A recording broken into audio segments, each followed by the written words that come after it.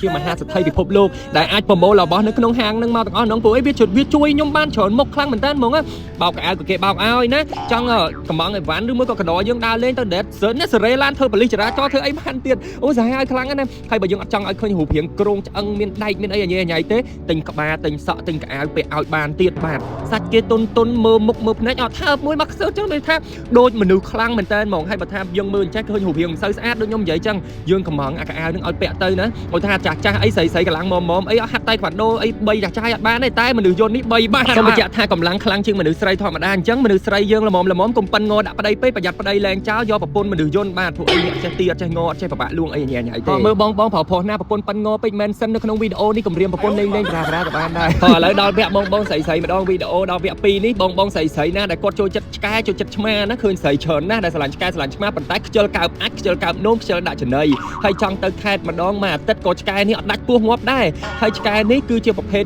ឆ្កែមនុស្សយន្តឆ្កែមនុស្សយន្តហ្មងឆ្កែយន្តថាឆ្កែខ្លះកន្លែងផ្សារទំនើបឬមួយក៏តាមផ្លូវឬមួយក៏ហាងកាហ្វេអីគេអត់ឲ្យយកឆ្កែចូលទេតែឆ្កែនេះចូលកន្លែងណាក៏បានដែរព្រោះវាអត់ចេះអាចនោមអាញ៉ៃប្របាក់ទើសទួលកន្លែងគេទេកំដរយើងបានគ្រប់ទីកន្លែងបាទចង់ឲ្យវាលើកដៃ1លើកដៃ2ដើរជើង2គឺបានមកស្រឡាញ់មិនបាច់អស់ថ្លៃគ្រូមកប្រហាត់វាអស់មួយខែរាប់រយដុល្លារទេបាទចេះថតរូបថតវីដេអូឲ្យយើងទៀតយើងគ្រាន់តែសាក់ថ្មដាក់ថ្មវាមកពុចចុចវាបើកចឹងហើយដាក់កាមេរ៉ាពីលើវាយើងអាចនេះរូបនេះឆ្កែអ្នកថតមិនមែនមនុស្សអ្នកថតទេណា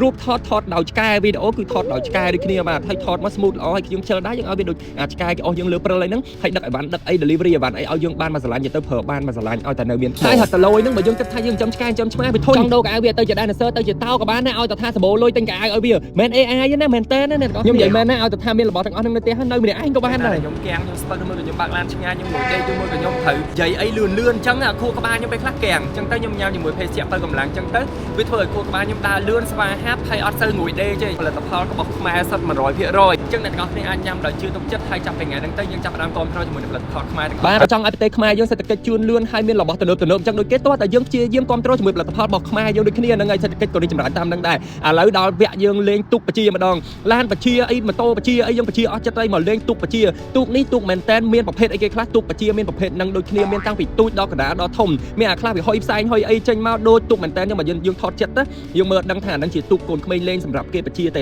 លេងមានអាប្រកបក្រោមបាតទឹកវារបៀបអាទូកលឹបក្រោមបាតសមុទ្រអីមានគ្រប់មុខគ្រប់សពបែបយ៉ាងបាទបងណាគាត់បើកភោជនីយដ្ឋានលក្ខណៈកញ្ចុះខ្ជិលឲ្យបុគ្គលិកគាត់ដើរវៀងឆ្ងាយយកមកហូបឲ្យភ្ញៀវដាក់ទូកហ្នឹងដាក់មកហូបនៅលើហ្នឹងក៏បានដែរបាទហ្មងតែទូកហ្នឹងបជាយកទៅដល់មកហូបចូលទឹកខ្ទេចឥឡូវដល់វគ្គបងរៀងថាគាត់រៀងអ្នកមានតែគាត់ចង់មានសពរឡានខ្លួនឯងប៉ុន្តែខ្ជិលបើកប្រាក់ខែឲ្យអស់លុយច្រើនហើយគាត់អាសាចុះខែទៅជួបភ្ញៀវនេះជួបភ្ញៀវនោះនៅតាមខេត្តផ្លូវឆ្ងាយឡាននេះគឺល្អបំផុតហ្មងគេអត់មានឲ្យលុយខ្ញុំអីមួយរៀលទេណាតែគាត់ថាខ្ញុំឃើញអីប្លែកខ្ញុំចេះតែថតចែករំលែកឲ្យអ្នកទាំងអស់គ្នាមើល